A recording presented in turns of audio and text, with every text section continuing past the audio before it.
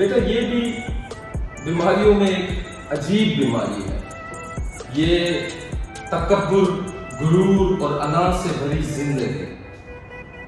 اور جیسے ہی اس بیماری کی شدت میں اضافہ ہوتا ہے تو ان کی عقل مزید مفلوج ہو جاتی ہے، اور پھر انہیں ایسا لگتا ہے کہ یہ کام میرے ہونے سے ہے، یہ رزق دوسروں کو میری وجہ سے ملتا ہے، اور میرے وجود سے یہ نظام قائم ہے، اور میں وہ کڑی ہوں جس سے یہ کاروان زندگی کا تسلسل جاری ہے، یعنی کہ آغاز بھی میں، انجام بھی میں۔ تو یہ بیماری بیٹا کسی کو بھی لگ سکتی ہے، کوئی بھی اس بیماری کا شکار ہو سکتا ہے، وہ آپ کے دوست یار ہو سکتے ہیں، وہ آپ کے رشتہ دار ہو سکتے ہیں، لیکن یاد رکھنا یہ جو انا ہے ہونا، اس کو بھی فنا ہے۔ اور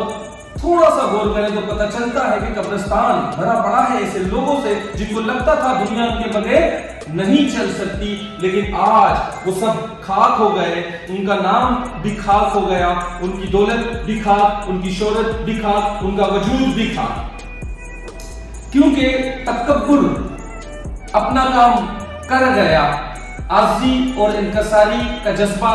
مر گیا، اور زبانوں سے ٹپک جاتا ہے اکثر، دلوں میں زہر اتنا بھر گیا۔ اگر آپ راستہ جانتے ہیں تو پھر یہ گمراہ لوگ آپ کی ذمہ داری ہے، آپ انہیں سمجھائیں گے، آپ انہیں بتائیں گے کہ سنو، سدا موسم بہاروں کے نہیں رہتے، سبھی پتے بکھرتے ہیں، ہوائیں جب رقص کرتی ہیں۔